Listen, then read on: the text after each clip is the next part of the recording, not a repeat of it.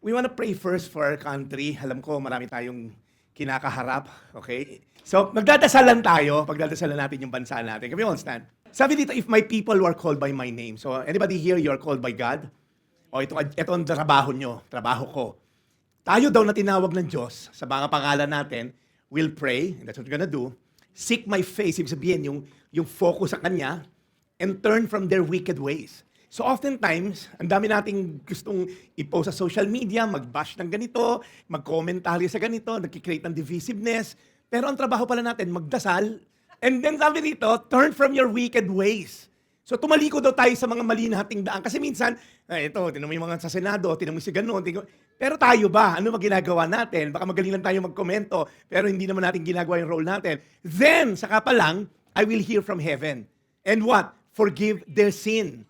And then heal their land. So sometimes, we want our Philippines, our dear nation, ma-heal, pero tayo mismo, Diyos ko, dito pa lang, bagsak na tayo, nagdadasal ka ba? Paano yung post mo? Yan, mga DDS, mga BBM, ano kayo ngayon? Parang, nagkikita pa tayong divisiveness. Sinisik ba natin face ni God? Are we turning from our wicked ways? Nagnakaw ng ganito ng pidap nila. Pero tayo, nag-uuwi ng kopong ban sa office, di ba? Then, saka pa lang tayo papakinggan ng Diyos. And I think that's what we're gonna do here today. We're gonna call on God, but we have to seek ourselves muna. Dali, puna ko ng puna dito sa mga taga-Senate. Pero ikaw, ano ba yung puso natin? Baka puno-puno rin yan ng galit sa ibang tao. Iba-iba lang sila, nabobroadcast tayo, hindi. So be careful lang whenever we pray to seek the Lord. Seek muna natin yung sarili natin. Lord, tinan mo nga, baka meron namang pula ko ng puna sa mga taga-Senate para baka ako katulad din nila in a different degree lang. So we're gonna pray today, right? But before that, let us repent before God. Lord, patawarin niyo kami. Minsan, mas madali pa kami mag-post ng mga komentaryo, nagiging political analyst kami, ganito, ganyan, ba't kasi nakawala sa Senado, ba't ganito? Pero Lord, kami mismo, Lord God, ang dami naming mga dapat ipaghingi ng tawad sa'yo. We're easily judging others. And then pag kami, we justify our own shortcomings. So Lord, today we ask that you heal our land. And as we seek you, as we turn from our wicked ways, as we seek your face, we are now praying, Lord God, forgive us our sins and heal our land, Lord. This is our prayer for our dear nation, the Philippines. In Jesus' name, amen, amen. All right, you may be seated. All right. Sige, sa mga nanonood po sa atin sa social media, we do have a call as well sa inyo and of course sa mga taga rito, yung ating pong lumalaki ating simbahan. Okay, kanina lang po, we have a Harbor Kids training. I invited a former fellow pastor from my other church to teach and equip our Harbor Kids volunteers. So kanina po, from 1 to 3 p.m. nandun sila. Alright? So, and kung kayo po ay may heart to serve, please do so. Okay? So, worship team, admin team, digital missions team, lahat yan. From tech team, pati may itim, pasok dito, okay? Kung maitim ka, Andrea, hindi ka pwede, tisay ka, okay? So, hindi ka pasok, pang may itim to. And logistic team, okay? So, pasok tayo lahat dito. Basta may talent ka, pasok ka dito, okay? So also, we have our global family, alright? Yung pong WhatsApp. Alam nyo, primarily, talagang yung Anchor Church po, we really want to reach out the 10 million OFWs outside the Philippines. Around 10 million, 6 million of them working, I think 4 million are immigrants. We want to reach them out sa mga nasa labas nating kababayan. Kaya po, kung mapapansin nyo dito, kukunti lang tayo. Halos 3,000 lang tayo ngayon dito sa Buluwagan na to. Ang dami, okay? So dito po sa place na to. But because we want to reach out our global family. We want to reach out Filipinos abroad. And case in point, last night, brown out. Sino dito nag-brown out sa bahay nyo kagabi? Na bad trip nga ako. Umorder nga ako ng solar roof. Tagal, okay? So sa Tagal. So kasi nag-brown out. Buong Pilipinas yata may rotation tayo pero hindi napigilan naman yung ginagawa natin. Nag-continue po tayo ng ating, ano ba to?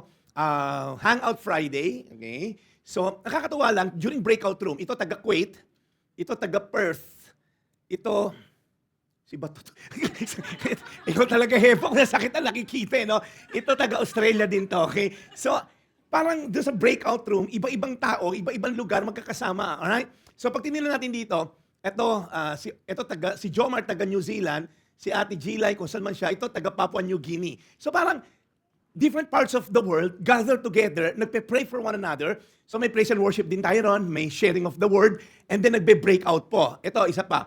Oh, di ba? So, si Ate Arlene pa to, okay? Taga Singapore naman yung naka-prayer mo, Ate Arlene, ano? Tama? So, parang ang sarap lang tingnan. Ito, tingnan nyo to. taga Poland, kung saan na lugar ng mga hopya, si Ate Grace from Canada, si Chris from Singapore. Tignan mo yung sinabi niya, tunay pong buhay ang Diyos sa aming tatlo. Kahit kami nasa iba't ibang lugar, malayo sa ating bansa, bawat isa sa amin nagpapatotoo kung paano kumilos ang Diyos. Buhay, tapat, laging kasama. Nagbigay siya ng inspirasyon sa aming tatlo sa patuloy na umasa magtiwala sa Kanya. Ano to? Brown out to ha? Alam niyo kung saan ako nag kasi nakakasan eh. Nag-brown out pa sa lugar namin eh. Patrick naman. So, ang ginawa ko dahil madilim, yung 18 kong kotse, pinailaw ko lahat ng headlight.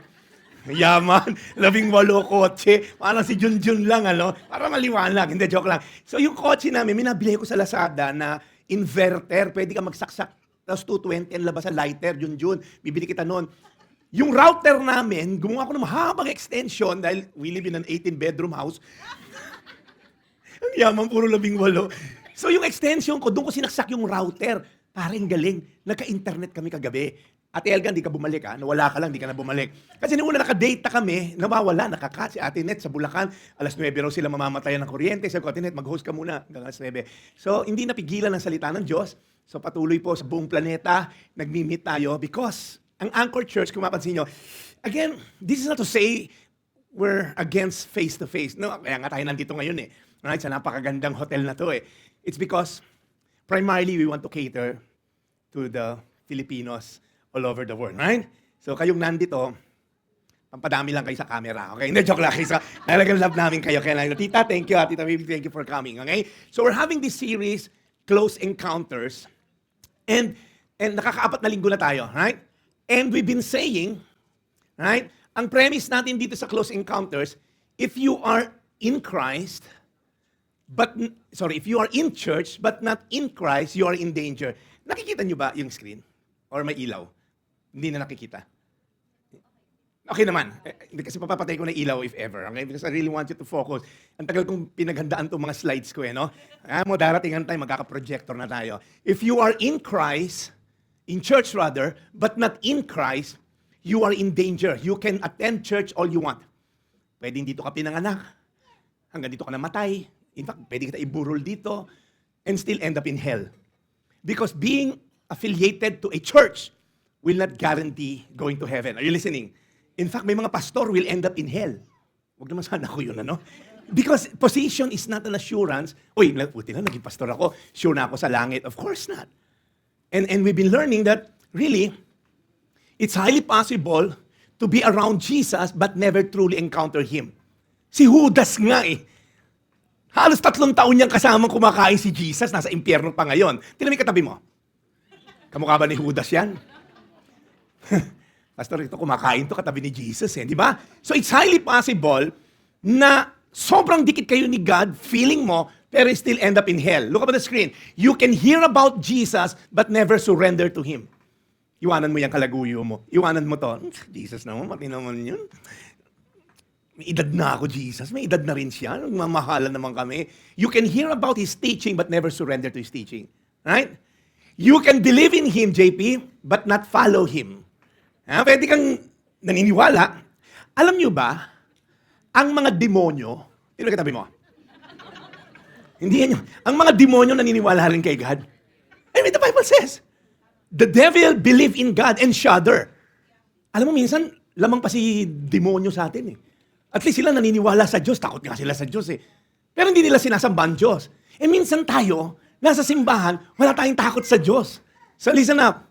You can attend seminary o church, but still live unchanged. Kaya, ingat po tayo. Kasi minsan, alam niyo, para kang bata na nag-aaral ng swimming. A boy who knows perfectly in theory lahat ng swimming stroke, from butterfly to backstroke, to breaststroke, to freestyle. Alam lahat, but never been to a swimming pool. Minsan parang ganyan tayo, alam natin lahat, pero hindi talaga natin na-encounter yung totoong pangyayari. And today we're gonna have the story of this man when knowing isn't enough. Ang dami mong alam about God, pero hindi ka nakapunta sa langit. Ang lungkot nun, ano? Nagkakasaya ka lang sa Sabado, nakabihis ka pa, nagpapark ka pa sa promenade, mapapagastos ka pa, bibili ka pa ng tinapay sa Bizu, pagpunta ka sa parking, tapos sa impyerno ka rin napunta. Parang sayang naman. Nagbihis ka na. I would like to acknowledge the presence of the late Zoleta family. Okay. Pinatay. The late Jonah. Okay. Hindi, okay lang yan. Okay lang. Basta sa sinihan, huwag tayo malilate. Sa church pwede, okay? When knowing isn't enough. Hindi, joke lang. Kaibigan ko yan, kaya na-okay namin. When knowing isn't enough. Okay. Okay, for the sake ng na-late, uulitin ko sa simula. Good afternoon, everyone. Welcome to Anchor Church. Joke lang. Alright? So, kailan yung sobrang dami mong alam and it's not enough, be reminded, it's not just about knowing, it's about surrendering. We can know the rules ng MMDA pero hindi ka nagsasubmit sa rules. Are you following? Alam mong bawal mag-U-turn pero nag-U-turn ka, you know na bawal pero ginawa mo. So it's highly possible that you have all the information and never be transformed. So today we're going to talk about information versus transformation. Listen up. We are living in the most informed generation in human history. Right? I mean, look at the screen. Never before, people have access to unlimited podcasts. Isang katutakang alam natin na about kay God sa podcast. Online sermon. Nagsasawa ka, Pastor Jeff, Bong Saki, Peter Tanchi, Paulo Punzalan, ang dami mong kasi sobrang kabisado mo na lahat ng mga antics ng bawat preacher and all. Pati dating daan, lumang daan, lahat ng daan. Lahat na. Dahil wala ka lang mapakinggang Christian, okay, lahat na. And we're so informed with a lot of sermon. Devotional app. Sino rito nakasalalay ka sa devotional? O may treat ako sa inyo, yung libro ko nakasale ngayon. Okay, halip sa Segway, ano? Okay, halip sa Segway. $2.99 lang po yan, okay? Para po sa ating mga kababayan dito. Ngayon, yung maganda tong book na to, sobrang galing nung nag-author na to. I-promote yung sarili. Hindi, 30 days lang yan na devotional. Kakaiba siya, first of its kind. Pagka-devotion mo, Tita Baby, bili mo yung Uber driver mo, yung Grab driver mo. Kasi to Taglish. Alright? Tapos pagkatapos mong basahin, merong QR code, i-scan mo, merong YouTube to explain further kung ano yung topic for the day. Ang may access lang sa YouTube, yung may libro. Okay? Nagkataon naman, meron ako dito. Okay, so dun din na lang sa para mabilis, umorder na lang kayo. Okay? So never before, may access tayo sa Christian mga reels, Bible AI tools, worship playlists, conference clips. Yet despite all this information, right? Many are still anxious, angry, addicted, empty, unforgiving. Listen up, right? You see, we know Bible verses but still don't trust God. We sing worship but still worship temporal things. We know the theology but still cannot forgive yung taong naka-offend sa atin. We're so informed about Jesus but still untouched by Jesus. So mag-ingat tayo because information is the starting point. But it should lead to transformation. Na bago yung buhay mo. To the point yung aso mo, hindi ka nakilala. Tinatahulan ka naman ng aso mo. Kasi kung tropa kayo ni Taning, tapos wala naman nagbago, tropa pa rin kayo, baka walang pagbabago. Tama? So, today, we're gonna look at that story. Because information alone does not transform the human heart. We can have all the access to the Christian quotes, Christian preaching, Christian whatever, and still live an unchanged life. I just visited my cardiologist. Alam niyo yung cardiologist? Yung gumagawa ng radyo ng car. Kita mo lang, patawa lang kita. Hindi pa nag-gets ang nanay mo, okay? Cardiologist, okay? Hindi, I visited my cardiologist last week. And then, I have all the information na bawal na ako ng salty and fatty food. Nung sinasabi niya sa akin yun, hindi ko naririnig. Parang God, Dok, ano po yun, Dok? Pag may sinasabi siyang bawal kong kainin, parang nabibingi ko. Tapos pwede kang mag-cook once a week. Ay, okay, sige po. Yun lang naririnig ko. I have all the information I need from my cardiologist na kailangan ko iwasan yon, pero ginagawa ko ba? Of course not. Because, ang sama no?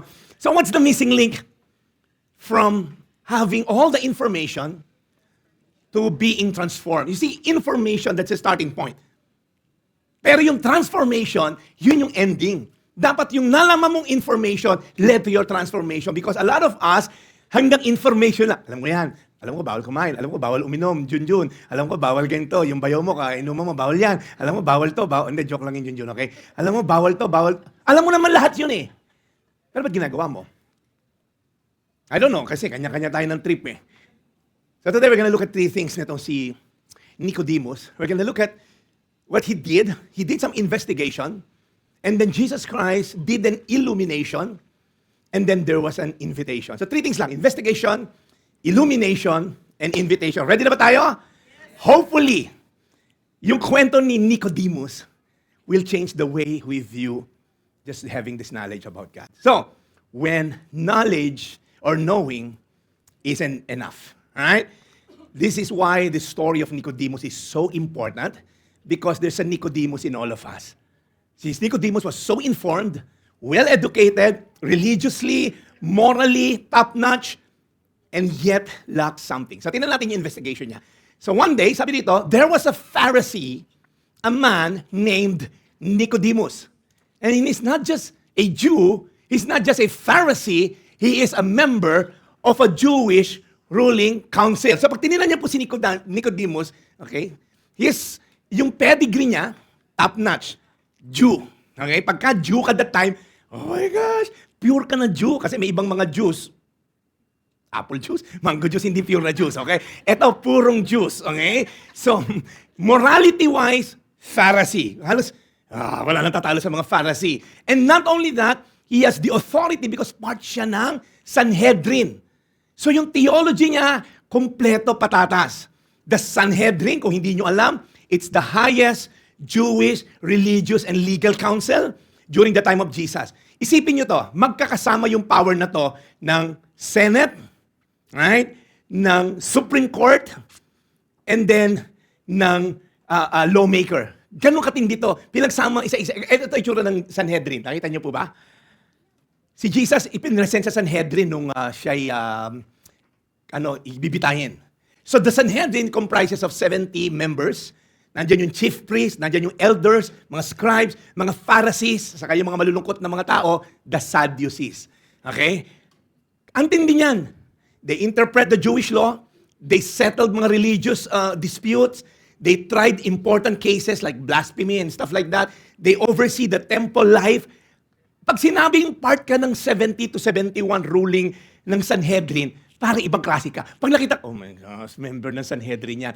Yun ang tingin sa'yo. So, gets nyo kung gaano ka yung level na tong para lang maintindihan natin, nagpunta kasi siya, pare gabi. He came to Jesus at night. Bakit? Maybe fear of public opinion. Naku, pambihira. Ang taas na posisyon ko. Masasama ko dyan sa karpintero na sinasabi nila Messiah. Afraid of losing status. Maybe fear of religious backlash. Maybe he's looking for spiritual validation. Parang may tanong siya siguro. Ako lahat kompleto na eh. I have the pedigree, the authority, the theology, blah, blah, blah. Pero parang mapupunta pa talaga ako sa langit. So all the time, meron siyang hidden curiosity about this Jesus. So he came to Jesus at night and said, Rabbi, it's a very humbling approach. Kasi he's the rabbi of rabbi, itong si Nicodemus. And tawag niya kay Jesus, Rabbi, alam namin na you're a teacher who came from God. Kasi no one could perform the signs you're doing if God were not with him. He may be patronizing Jesus initially, but for someone of his stature and call Jesus Rabbi, right, he must be really seeking. For those of you watching online, alam ko, minsan challenge tayo diyan sa online kasi ang sarap ng higa natin. But I hope and pray that you're taking time to really focus on hearing the Word of God. Alright? So tabi mo natin yung mga cellphone natin na nakakasagabal sa atin. Alright? So he must be really seeking. So, and then ito sabi niya, Jesus replied, very truly I tell you, labo na sagot ni Jesus, no one can see the kingdom of God unless they are born again. Right? So, seemingly rude. Parang ang rude naman ni Jesus. In-honor siya na, Rabbi, you're from God because you cannot perform those miracles kung hindi ka galing kay God. Si Jesus seemingly, ang sagot, hindi mo lang nag-compliment si Jesus. But then Jesus was taking his time out kasi pinalalabas niya what's in the heart of this man. Alright? Sabi siguro ni Jesus, okay, you're saying na galing ako kay God. May idea ka ba about the kingdom of God? Jesus knew what's in Nicodemus' heart. Purong alam lang ng mga to, paano kami maging part ng kingdom of God? Paano kami mamunta sa kingdom of God? And they feel like they are shoe-in sa kingdom of God. Prior verse, it says, Jesus didn't trust them because he knew all about people, for he knew what was in each person's heart. So, nung lumabi sa kanya si Nicodemus, si Jesus, alam na yung heart ng tao na to. It's all about this kingdom of God. Now, you have to understand, okay, Makakarating lang, Don Baroga, thank you for coming. Okay? Nakaibigan ko rin yan, kahit late, okay yan. You have to understand, yung belief ng tulad ni Nicodemus, they have the pedigree, the position and education, shoe-in na sila sa kingdom of God. Kumbaga, hindi na to question, mapupunta kami sa langit. Kasi Hudyo kami. Kayong mga hintil, ayan, yung mga Gentile, hindi kayo mapupunta sa langit. Unless mag-convert kayo, meron siya natawag na conversion, yung naging God-fearers sa mga outer court ng temple, ng sisimba. Pero to a Nicodemus, shoe-in ako sa kingdom of God. Now, ito problema, pare. Look at the picture. Jesus was somehow promoting there's an exclusive way to the kingdom of God. And sabi ni Jesus kay Nicodemus, no one can see the kingdom of God unless they are born again. So what Nicodemus is saying, you know what? Jesus is saying, alam mo Nicodemus, kala mo yung pedigree mo will bring you to the kingdom of God? It won't. Unless you are born again. So what does that mean? Kasi parang si Jesus, kala mo ba mapupunta ka sa langit by virtue? No. Na entrance to the kingdom of God is not self-effort. It is divine intervention. Yung pong word na born again, another translation is born from above. It means genethe anothen. It means born from above. What Jesus is saying, yung pagpunta sa langit, Nicodemus, kailangan mo ng divine intervention. Hindi yan by virtue na, ay, pinanganak kang Jew. Pasok ka na sa langit. Swerte mo, pinanganak kang Jew. No. Sabi ni Jesus, unless you're born again. So, naguluhan si Nicodemus, How can someone be born when they are old? Nicodemus asked, surely they cannot enter a second time into their mother's womb to be born. So, hindi niya mag-gets. Kumbaga, what Jesus is saying, you cannot work your way into being born. Birth is something that happens to you. What Jesus is telling Nicodemus, yung mga idea mo na mapupunta sa langit by birth of being a Jew, by birth na napaka-prominent mo rito sa lupa, no, it's not an assurance. Sabi ni Jesus, flesh gives birth to flesh, but the spirit gives birth to spirit. Sabi ni Jesus, ba't parang nasusurprise ka nung sinabi kong you must be born again? Now, again, idea natin ng born again parang religion. Ay, born again ka ba? Ay, hindi, Catholic ako. No, it's not a religion. I'll explain to you what born again means. And Jesus explained it to Nicodemus, unless you're born again. Now, Jesus did something. You know the word illumination? Illumination is simply, nagbabasa ka minsan ng Bible, oh my gosh, ang tagal ko na nababasa to, ba't ngayon ko lang naintindihan? Yun yung illumination. It was there all along, para ngayon, na-flashlight tan, oh my gosh. Minsan may mga kwento na ako, stage 4 cancer. Nababasa na niya, I will never leave you nor forsake you. Pero nung nagkikimo siya, at nag-iisa siya doon sa kwarto na yon, and umiiyak siya, and then na-feel niya that Jesus was with him. Sabi, Pastor, nung nabasa ko itong verse na to, behold, do not be afraid, for I am with you. Iyak ako nag-iyak, kasi ngayon ko lang naintindihan to. That's illumination. Gets nyo?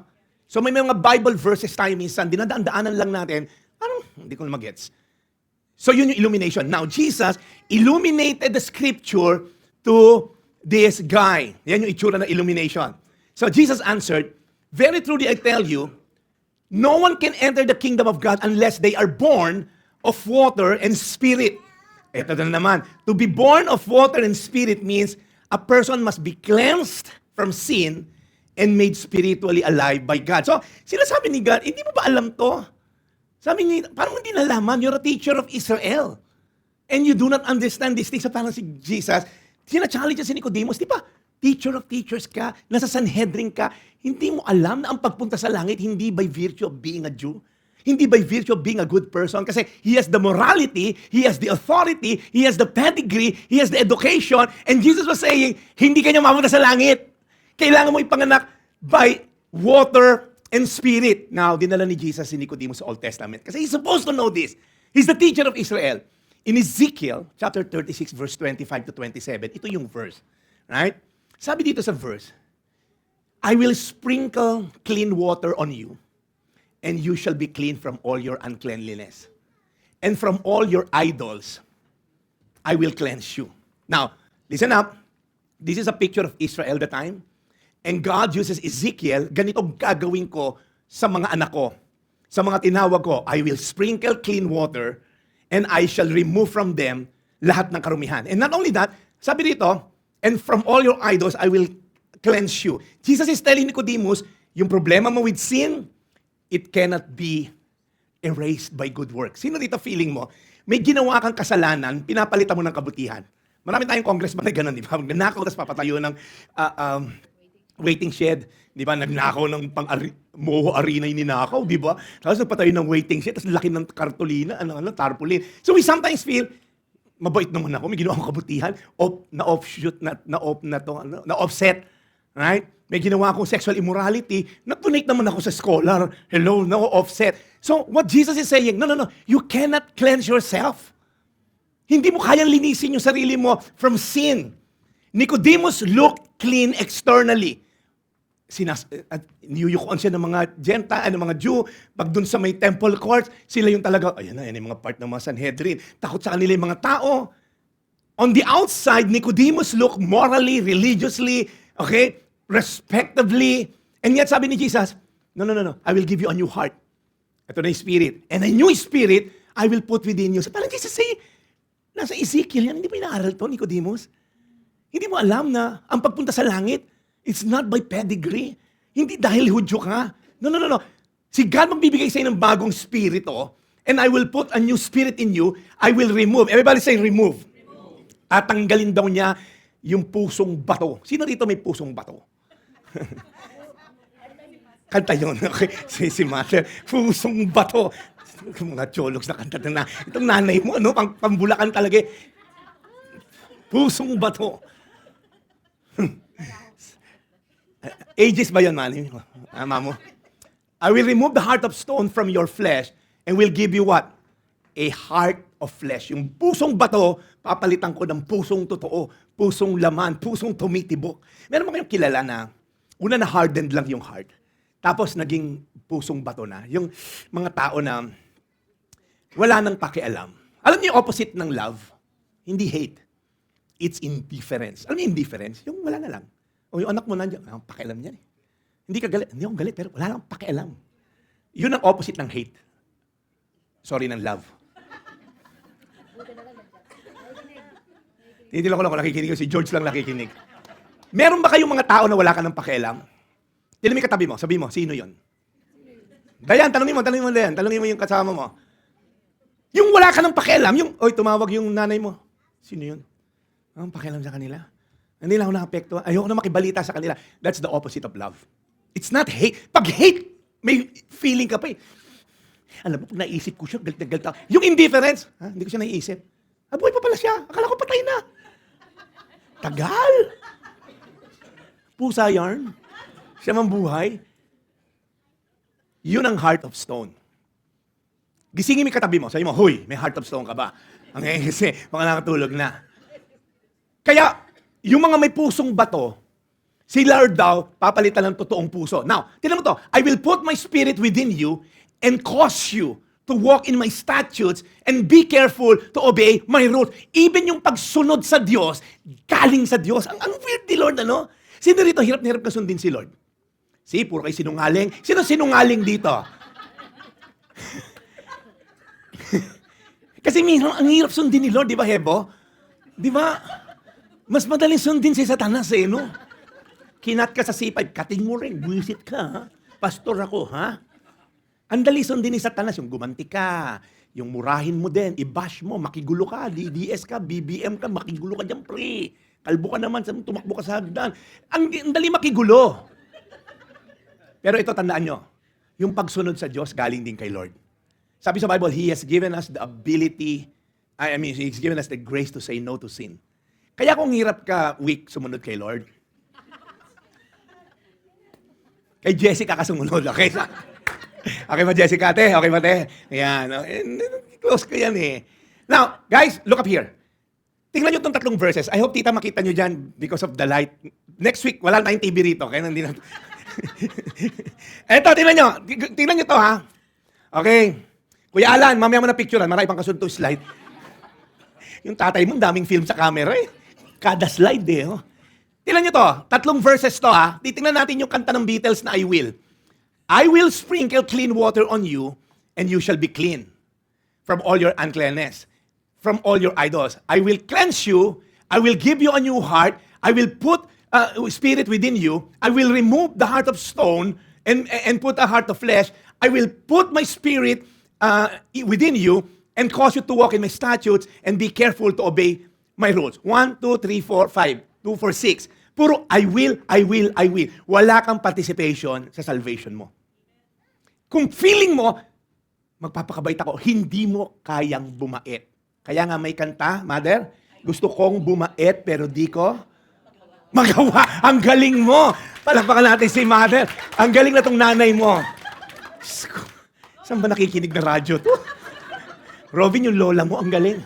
Di ba? Gusto mong bumait, hindi mo magawa. Kasi si God magpapabait sa'yo. You know, and I will cause you to walk in my statutes, in my rules, in my commands, and be careful to obey my rules. Kaya pag tinilan nyo to, look up on the screen, tinilan nyo to, water and spirit.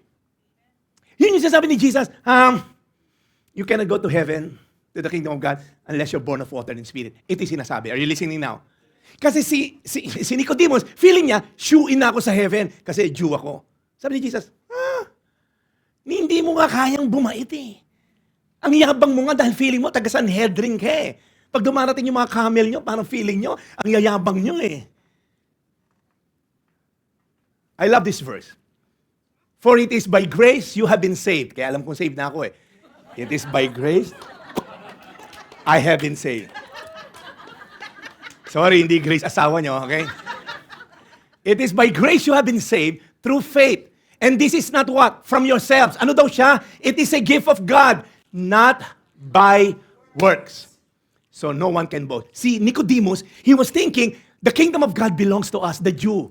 Because we're birthed by being a Jew, we are part of the Sanhedrin, we are morally, we have authority, we have performance. Ang pagpunta sa langit. And Jesus will say, nope. It is only by grace. You know what grace means? Undeserved favor. Alam mo, Tofi, yung justice, you get what you deserve. Tama? Nag-U-turn ka, walang U-turn, tinikitan ka, 500 yan, sir. Justice yon. You get what you deserve, right? Ano yung mercy? Ate Pinky? Hindi mo kilala si Aling Mercy? Si Aling Mercy sa kanto niya, titinda ng siopaw. Mercy, you do not get what you deserve. Naku, ba't ka naman nag-U-turn? Hindi mo nakita, laki-laki. O, sige na, alis ka na. Kunyari, hindi ko nakita. Mercy yon. You did not get what you deserve. Are you following? Alam niyo yung grace? You will get what you don't deserve.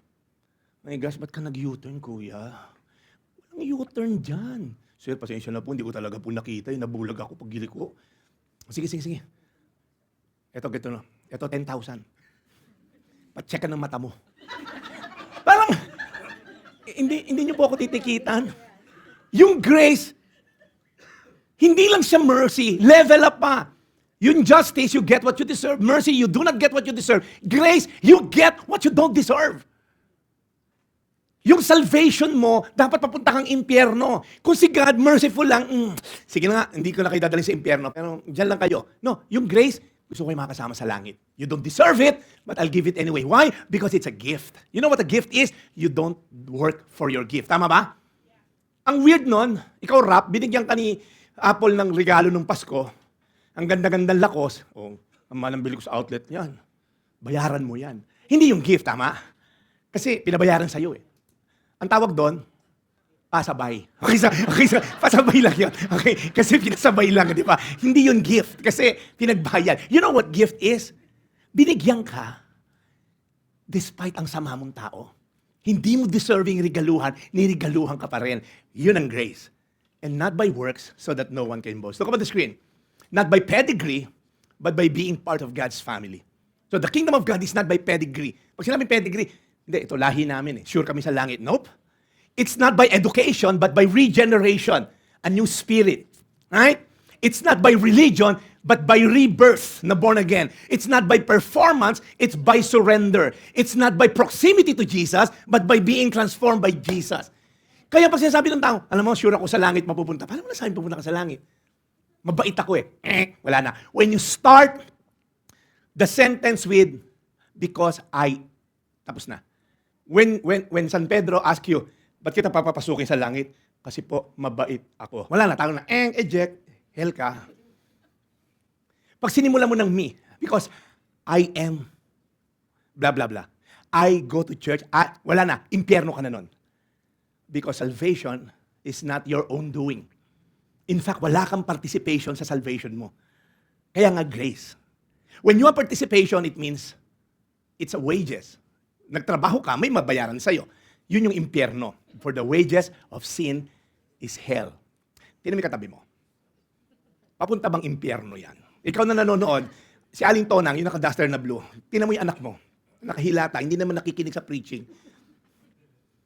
Papunta bang impyerno yan? Paano yung Dota lang ang alam?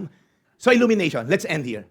What keeps people from seeing the truth in the Bible? Number one, familiarity without revelation. Sino rito, bata ka pa lang, nagbabasa ka na ng Bible? As in, pag nagsalita ako dito, today we're going to talk about Nicodemus. Alam ko na yung kwento niyan. Bata pa ako, 2-year-old pa lang ako, kinikwento na sa kids church namin yan. Yung sobra kang familiar pero hindi naman nababago.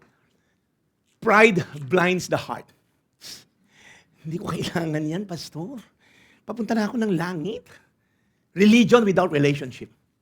Ito yung mga magkikeep sa'yo from the truth. Selective reading of scripture. Sino sa inyo rito, may mga gusto ka lang sa Bible, tapos marami kang ayaw. Parang buffet.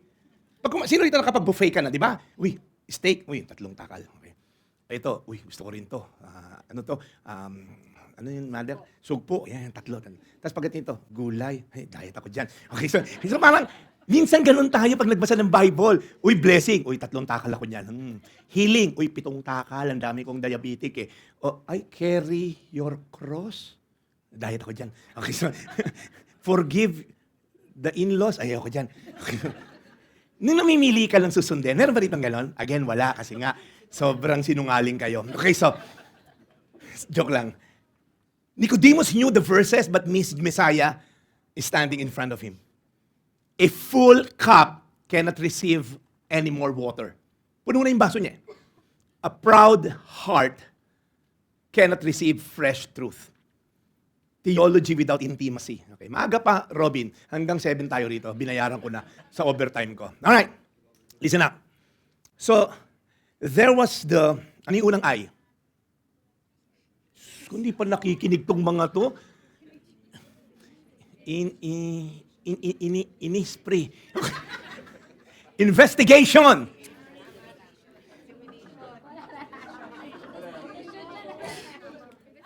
Diyos ko, Lord, walang nakikinig sa akin.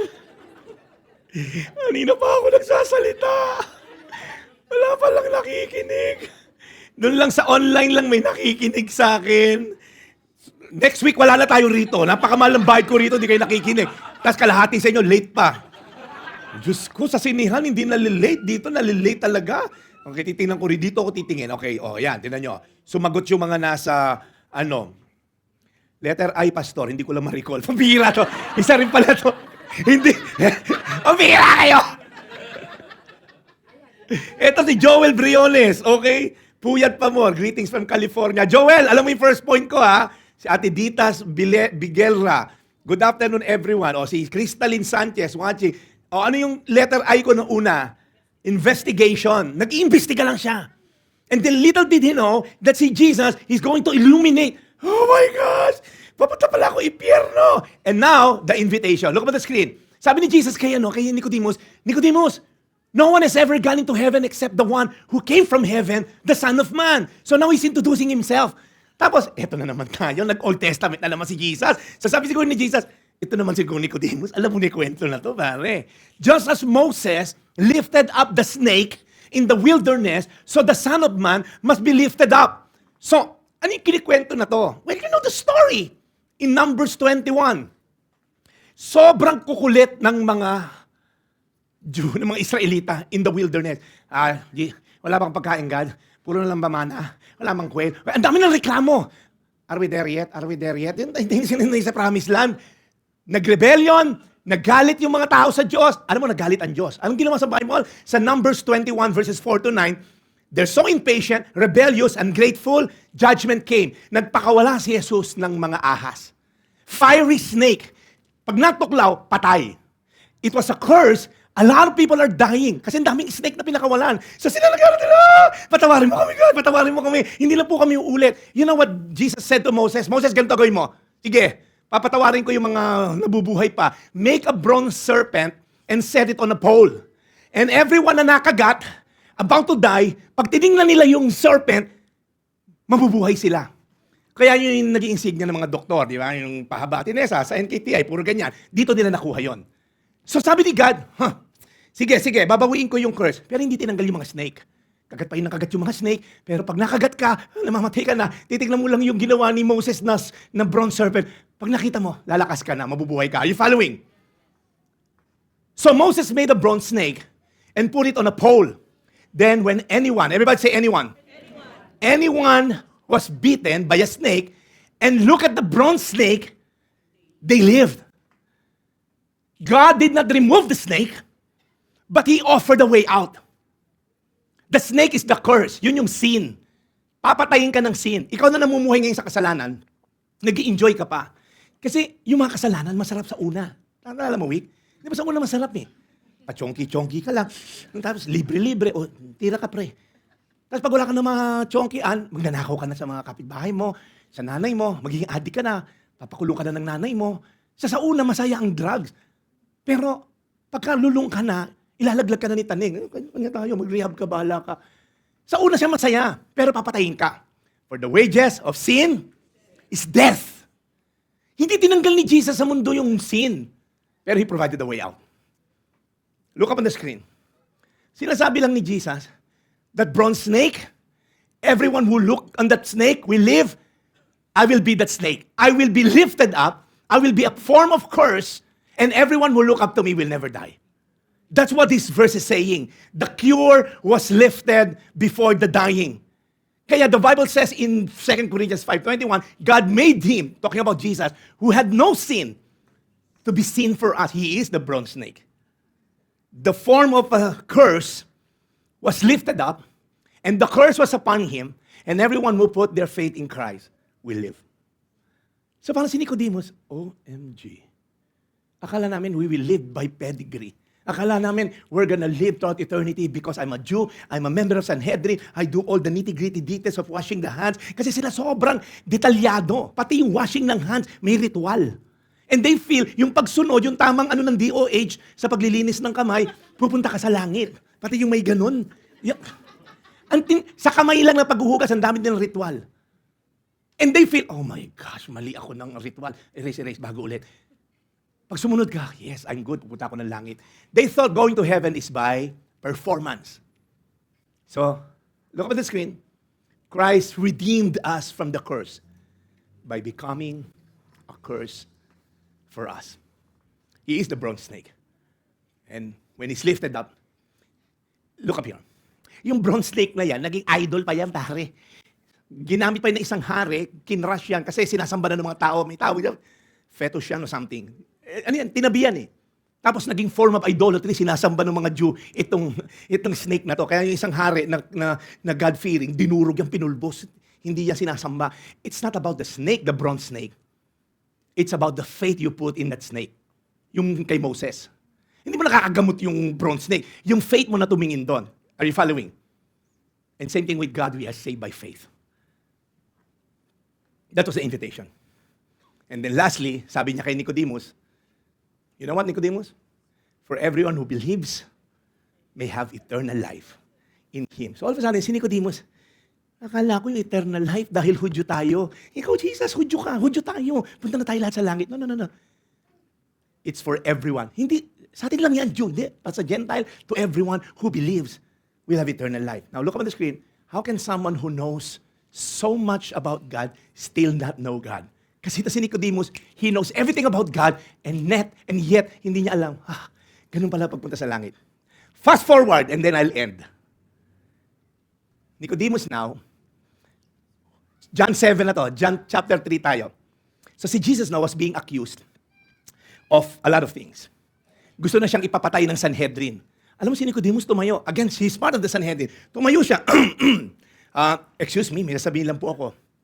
Nicodemus had gone to Jesus earlier, and who was one of their own number, sabihin, Sanhedrin, asked, does our law condemn a man without first hearing him to find out what he has been doing? So parang siya pumapalag, sandali.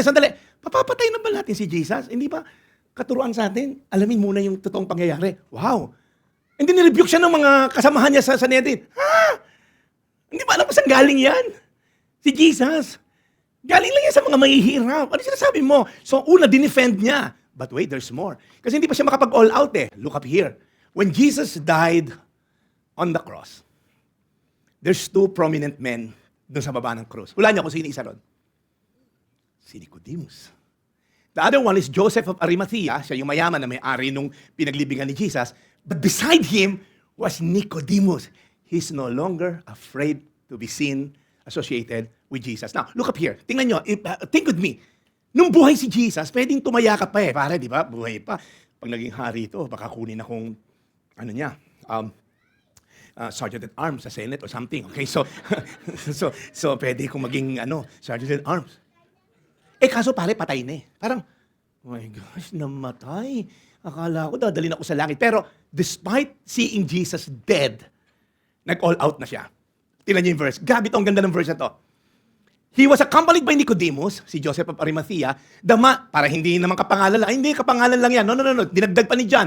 The man who earlier had visited Jesus at night, Nicodemus brought a mixture of myrrh, aloes, about 70 pounds. Sobrang yaman na to si Nicodemus. Sobrang mahal nung dala niya na pang-burial ni Jesus. He's no longer afraid to be associated with Jesus. Wala akong pakialam. Ito yung Diyos ko. Pinatay niyo. I can just imagine, hindi na siya bumalik sa Sanhedrin.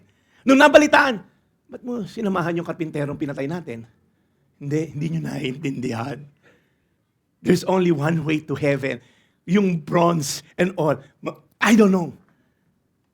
Because everyone who believes may have eternal life in Him.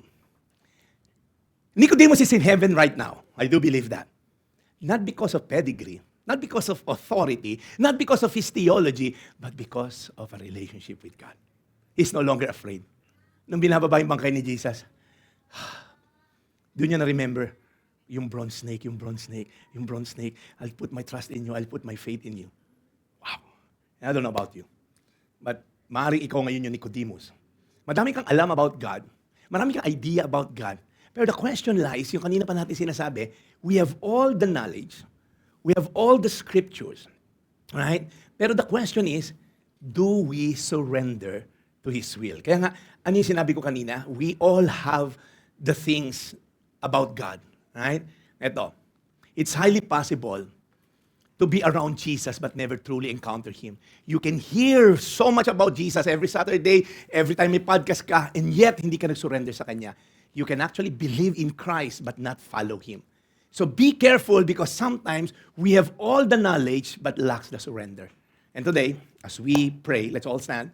We're going to sing one more time. Maybe you can just check yourself. Ano yung part ng buhay ko na parang feeling ko, sure na ako dito kay Lord, sure na ako sa langit, hindi ko na kailangan i-give up to. Nicodemus sacrificed everything when he came to the burial site of Jesus. Kabababa pala ng bangkay ni Jesus. Nung sinapon nilang ni Joseph of Arimathea, he was willing to lose everything.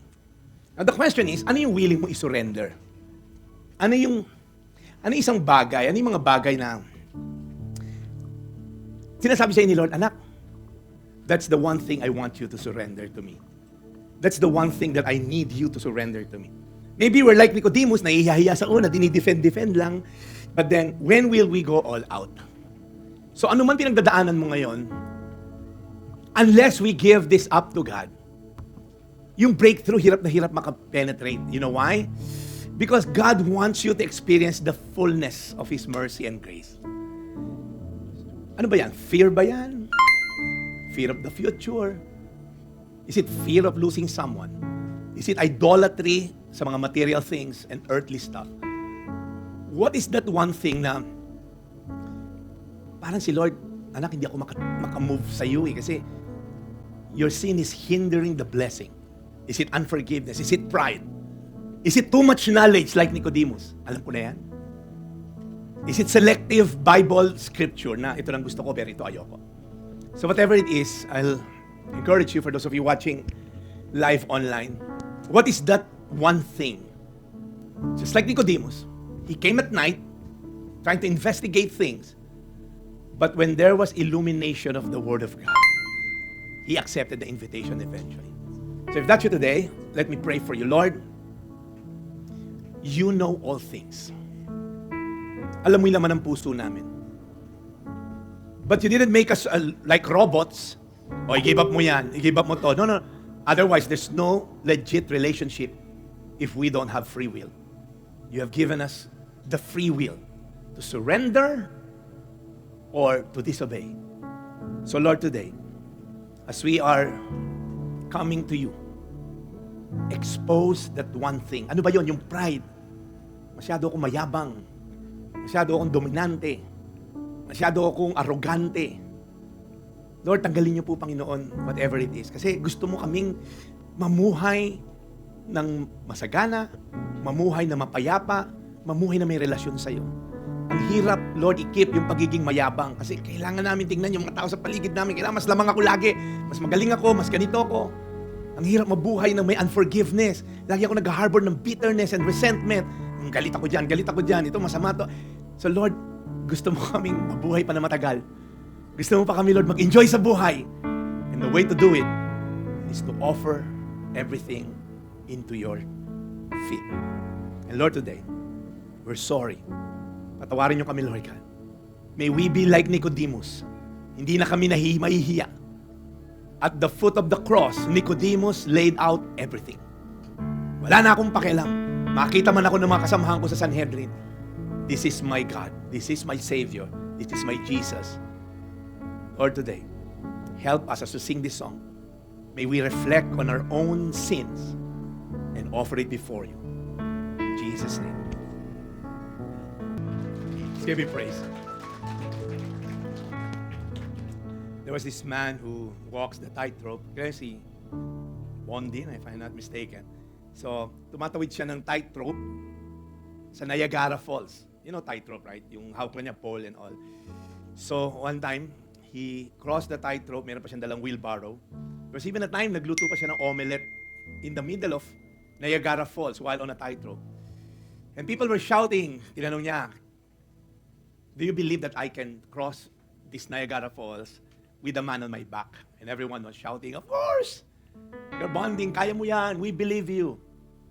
And then next question, who wants to volunteer? Then all of a sudden, quiet lahat. No one volunteers. You see, sometimes we believe, pero when it comes to us, in fact, there was a story na, according to the story, isa nagtaas yung anak niya because he believed, tatay ko yan. Hindi ko kaya mamatay niyan. So I guess it's the same thing with God. I don't know. Kagabi medyo sentimiento kami dun sa hangout namin. I was telling the people, sabi ko parang, sometimes we go to church and just, go to our routine. Pasok ng church, nasabi lang na, check, nagsimba ko, and yet walang nabago sa buhay natin. Come to think of it, ilang taong ka na nag-church? Maybe some of you are watching. You've been attending church for the longest time. And if nothing is changing, you might want to ask, may Holy Spirit ba talaga ako? Because ano sinabi kanina? Pag dumating yung Holy Spirit sa atin, He will replace the heart of stone and put a heart of flesh. Then I will cause you to follow me. So sometimes we go to church as consumer. We just want to consume. Ang galing ni Ryland, ni Phoebe mag-lead, ang galing tumugtog ni Lawrence and all. Ang galing ng preaching, ang galing na ng kids and all. We consume. Pero, did we really change? So I want to challenge you today. You've been attending church. Just like that guy, kaya mo yan, you can cross the tightrope. Pero who wants to volunteer? Oops. So sometimes we feel, kaya ba natin patawarin? Kaya mo bang patawarin yung mga taong galit sa'yo, kinakagagalitan mo? Sometimes sa ibang tao, ang galing natin, kaya mo yan. Pero pag tayo na, hindi ko kaya yan. Ang tindi lang ginawa sa akin ng tao na yan. So I don't know about you, but I don't want to play church. You know why we're small? I mean, we could rent a bigger place.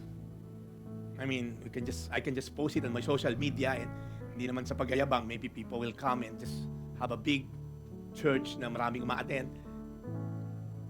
But we don't want people to just come here and be consumer of the word and not doer of the word. We don't want people to be hearer and not doer of the word. That's the difference being a son of God. Ano sabi ni Jesus? People will know that you're my disciple if you do everything I commanded you. Don't just be hearer, but be doer of the word. Kaya I want to challenge you. Ako, challenge ko sarili ko, Lord, ang hirap naman na to. Eh kung madali yan, hindi na inutos ni God yan. So, any unforgiveness, any pride, any lust, any issue, any resentment towards another person, you know what, nag-church ka, naging gasgas na nga to, even sa dati ko pang church, nagdamit ka na, hindi ka pa nagseryoso sa pagsisimpa mo. Sayang yung forma mo. Gumastos ka na sa parking, ang mahal ng parking sa Green Hills. Might as well take this seriously. I want to challenge you today. Jesus Christ did not come so that you may have a good life. He came so that you may live a holy life. It's not about being happy or being good, no. It's not a moralistic teaching. It's a life-changing teaching. So I want to challenge you today. And even for you watching online. Let's do this. With the grace of God, of course. Lord, ano may inuutos mo sa akin? I'll do it. I-try nyo lang. I-try nyo. I-text mo yung taong kinakaasara mo. Sorry nakarinig ako ng preaching ng pastor ko. Hingi ako ng tawad sa'yo. Or sorry pinapatawad na kita. Actually, galit ako sa'yo. Tagal na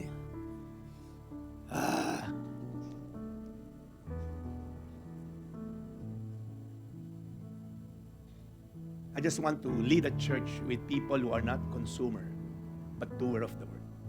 That's every pastor's dream. That your congregation love each other truly, have concern with one another, meron talagang pagmamahal sa isa't isa. So I want to challenge you today. Whatever is hard to do, God will give you the grace. I love the verse in Ezekiel. He will cause you to walk in the statutes of the Lord. He will cause you. Pag sinabi, He will cause you, kahit ayaw mo, parang because of love for God, Lord, gagawin ko. It's His love that compels us. Sorry na ko dahil parang ang hirap mag-lead din ng church. Pag nakita mo yung mga tao, kakaaway, parang hindi ba ito nakikinig ng preaching ko? Pag untugin ko ito. Although it's not in me for you to change. It's the Holy Spirit. But sometimes you can't help as a pastor. Lord, ano ba ito? Anyway. So I want to challenge you today. I'm not pertaining to anyone. Maybe some of you, you're the one watching that needs to hear this. Be doer of the word. Not just hearer of the word. Lord, we're sorry. Lord, we know we are messed up. Lord, in this world, napakadali magtago sa social media, dali magtago sa damit na maaaring pagtakpan yung totoo naming kondisyon, ugali. Lord, patawarin mo kami, Lord God, because sometimes naging expert na kami in hiding the truth. And sometimes may mga ganitong preaching that needs to be exposed, yung mga dapat, we try to justify it.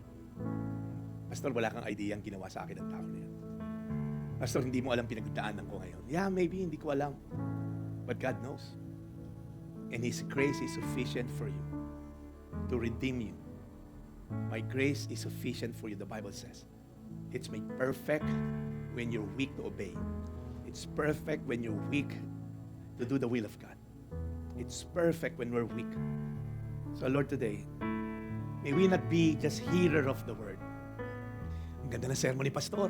Ang ganda ng preaching nito. Ang ganda ng kantahan kanina. Pero hindi naman kami nagbago. Lord, may we not just hearer of the word. May we be doer of the words, Lord God. Patawarin mo kami, Lord God. Ang dami na naming alam, katulad ni Nicodemus. Alam namin yung Bible verse that fits our struggle. Alam namin yung Bible verse na command mo that fits our sin. And yet, we just know it. But knowing is just a starting point. It's the believing part that brings the transformation. So Lord, today, patawarin mo kami, Lord. Patawarin mo kami, Lord God, paghirap kaming sumunod. Pero Lord, hindi mananatiling ganun na lang. ganito na lang. Every Saturday, ganito na lang. Nakakapagtago ako sa ganito, sa ganyan. Ay, nako Lord. Tulungan mo ako, Lord God. To pastor these people, I know you love them. And I love them. May we be a congregation that fears you, that loves you, that walks according to your statute and according to your will. Lord, today we ask for your grace. Patawarin mo kami, Lord God. We've been playing church for the longest time. Lord, you called us to be the church that you have called us, to be the salt and the light in this broken and dark world. Father, we commit this time to you. We honor you in Jesus' name. Amen. All right. Sabi mo sa katabi mo, sabi mo, hindi ko pinapatamaan ni Pastor. Yung nasa likod mo yun. All right. Guys, we're so grateful that you're with us today. Sa mga nasa sa online service, God bless you. You're dismissed. We still have coffee. Let's have coffee. Okay?